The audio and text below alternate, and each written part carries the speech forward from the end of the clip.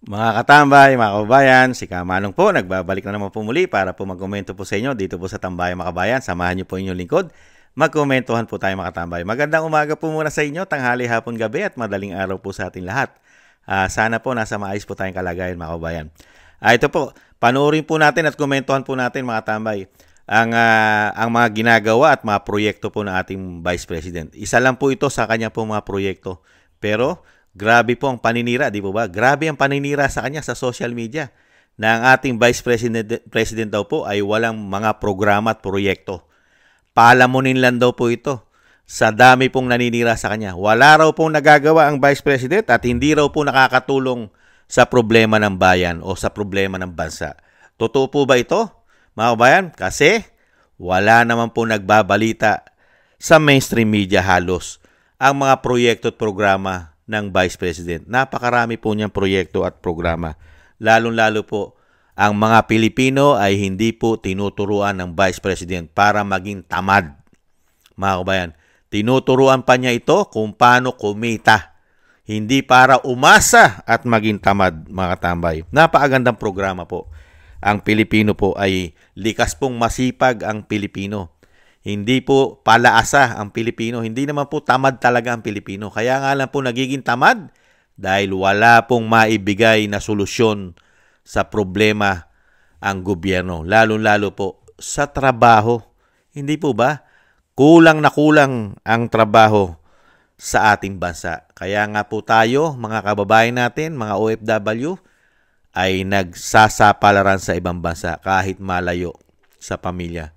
Dahil walang solusyon ng gobyerno. Di po ba? Mas nanaisin pa ng mga Pilipino na makipagsapalaran at mailayo o lumayo sa pamilya. Mabuhay lamang ito nila. Hindi po ba? Ito po, umpisa na po natin mga tambay. Ang programa po, at ito po isa lang sa programa ng ating Vice President. Ang Magnegosyo Kaday, mga kabayan. Panoorin po natin. Magandang araw, Pilipinas! Ito ang Valiente News satid sa inyo ng Office of the Vice President. 15,000 pesos sa nakadagdagang puhunan ang ipinagkaloob ng OVP sa 52 MSMEs mula Caraga Region. Ang kanilang mga napiling negosyo, alamin natin sa ulat ni Jera Gomez. Natanggap na ng mga panibagong Magnegosyo Taday grantees mula sa rehiyon ng Caraga ang livelihood grant na handog sa kanila ng Office of the Vice President. Ang awarding ceremony ay pinangunahan ng OVP Caraga Satellite Office. Isinagawa naman ito sa bayan ng Prosperidad sa Agusan del Sur. 52 mga micro, small and medium enterprises o MSMEs ang nakatanggap ng tig 15,000 pesos para sa kanilang mga negosyo, tulad ng street foods, balut vending, motorcycle accessories trading, kakanin, crafts manufacturing, watch and shoes repair, seedling, fruit and vegetable vending at flower shops. Ang Magnegosyo Taday ay isa sa mga flagship program ng tanggapan sa ilalim ng pamumuno ni Vice President Inday Sara Duterte. Pangunahing layunin ng programa na matugunan ang problema sa kawalan ng trabaho at mapataas ang kita ng ating mga kababayan mula sa iba't ibang sektor. Jera Gomez, lahat para sa Diyos. Nakita niyo po ang programa ng Vice President, mga tambay. Hindi po nagiging ugat ng korupsyon ng kanyang programa. Hindi po katulad ng programa ng pamahalaan po ngayon. Puro ayuda ang programa nila. Di po ba? Lalo-lalo po noong 19 Congress. Ano po ang solusyon nila sa kahirapan ng bansa? Ayuda. Isang damukal na ayuda ang programa. Ugat ng korupsyon. Hindi po ba? Samantalang sa Vice President, ang kanyang programa ay hindi po ugat ng korupsyon. Tinutulungan kang maghanap buhay, magnegosyo dahil sa kakulangan ng trabaho. Binibigyan ka ng trabaho. Tinuturuan kang magbanat ng buto. Di po ba? Walang bahid ng korupsyon ang programa. Hindi po katulad ng programa nila. Naglalabas po ng bilyon-bilyon. Bilyon-bilyon! Pag naubos na po ang ibinigay nilang ayuda umano, nga, mahirap ka pa rin, wala ka pa rin trabaho. Pero, gaano naman kalaki ang nakurap po nila sa mga ayuda nila, umano. Nakita niyo po mga katarantaduhan ng mga walang hiyang ito, umano. Walang mga kalamidad. Inubos ang pera sa isang damukal na ayuda. Ngayon, hirap na mahirap po sila ngayon magbigay ng napakaraming ayuda dahil naubos na po yata. Hindi kaya? Kaya nakita niyo po mga tambay, hindi po ibinabalita po yan ng mainstream media ang mga proyekto ng Vice President na napakalaking tulong po sa mga Pilipino na hindi po niya tinuturuan maging tamad ang Pilipino. Isa lang po yan sa proyekto niya. Tinutulungan ka maghanap buhay at magtayo ka sa umpisa. Sa umpisa po kasi ay maliit na negosyo. Di ba? Nagpapamahagi siya kahit po ang kanyang budget ay pinopolitika pa, mga kabayan. Pinopolitika ang kanyang budget. Hindi naman niya kinukurap. Napakagandang programa. Nagtuturo at nagbibigay ng puhunan sa mga kababayan nating gustong maghanap buhay. Di ba? Katulad dito sa Caraga. Di mo? 50 mahigit na mga Pilipino natin na naghahanap buhay at magkakaroon na ng negosyo. O nadagdagan pa ang puhunan nila dahil nag-uumpisa na po sila ng kanilang negosyo. Kailangan lang po ng puhunan. Bigyan niyo po, biruin niyo po, nabibigyan ng puhunan. Samantalang sa pamahalaan ngayon, puro pangako ang binibigay na solusyon sa problema ng bansa. Di po ba? Tapos kung siraan nila ng siraan ng Vice President, yan lang po ba ang programa ng Vice President? Di po ba? Marami. Nahandyan pa po yung kanyang libre sakay, yung kanyang mga bus. Luzon, Visaya, Mindanao. At itong magnegosyo ka day. Luzon, Visaya, Mindanao ito. Dahil marami po siyang offices o yung kanyang satellite offices sa buong bansa, Luzon, Visaya, Mindanao. Hindi po ba? At nandiyan pa rin po yung pagka po tayo ay mapakalaki po ng ating pinagdadaanan. Lalo na yung problema na magkaroon po tayo ng pamilya na pinagpahinga at wala po tayong kakayahan na ito po ay maipalibing. Hindi po ba? Nandiyan pa rin po. May suporta pa rin po dyan ang Office of the Vice President.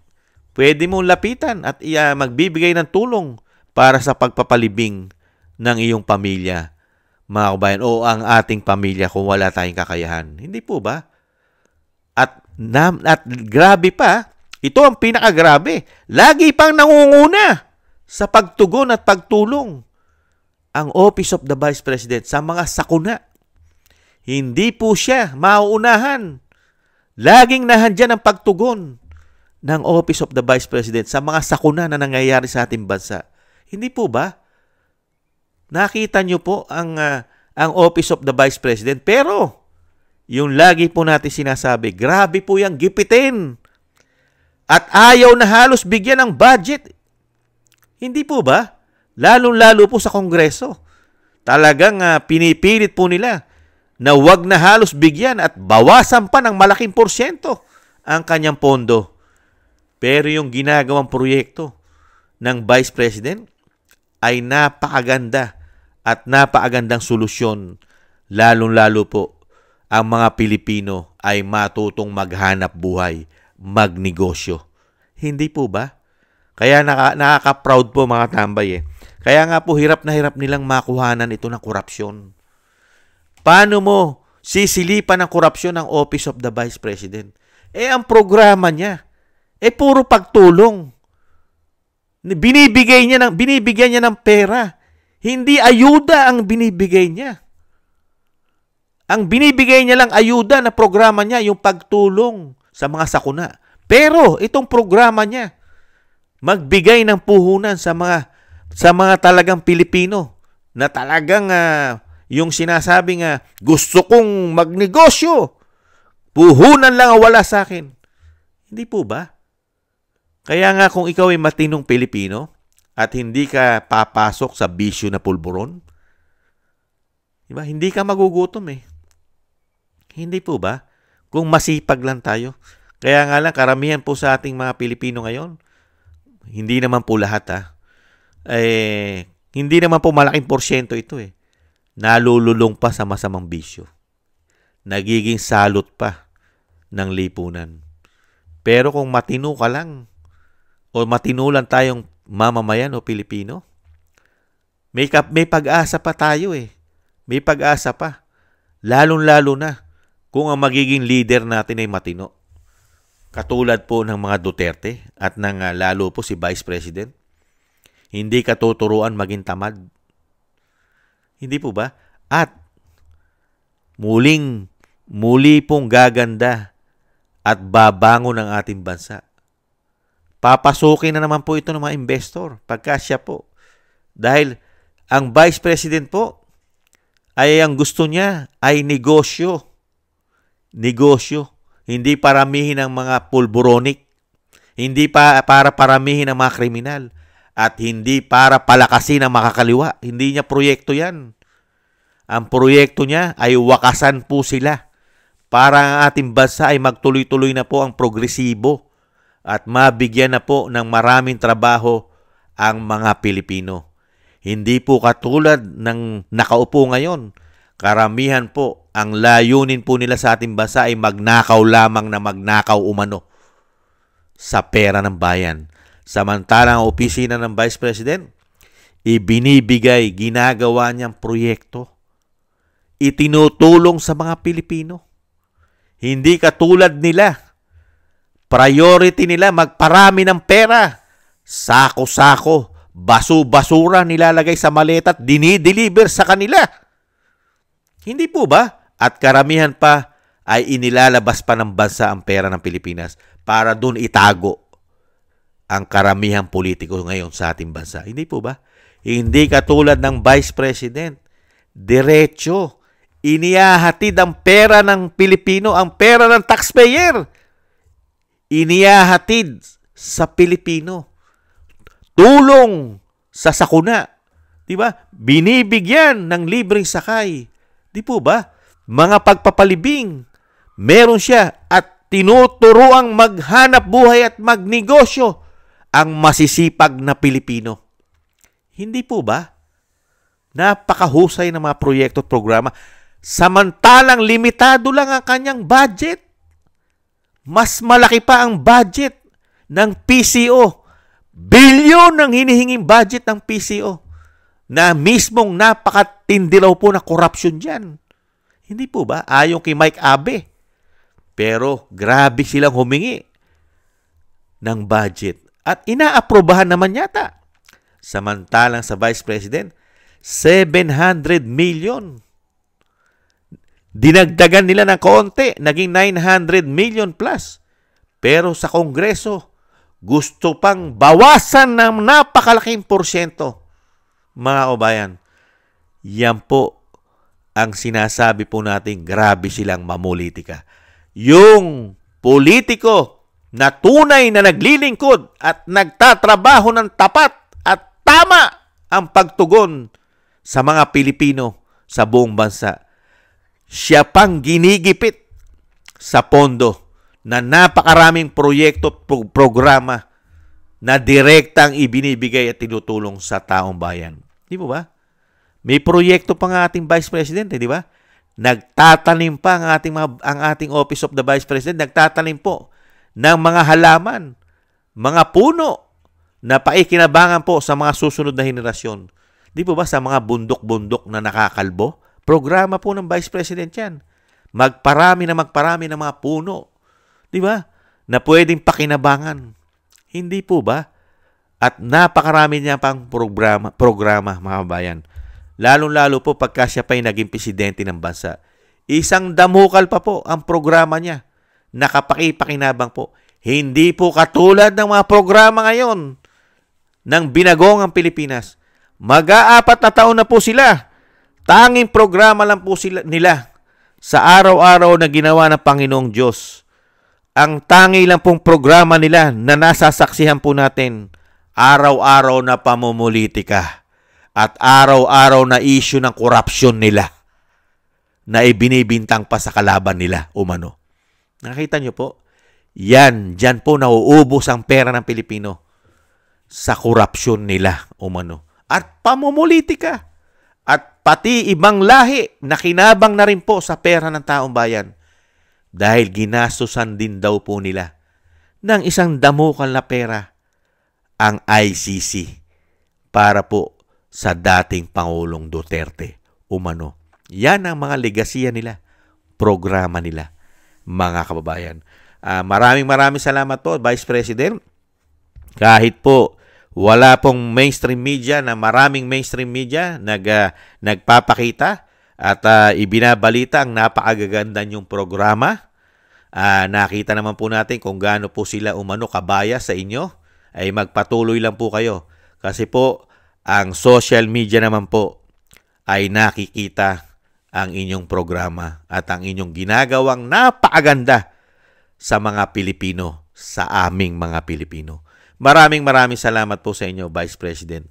At sana'y magpatuloy po kayo.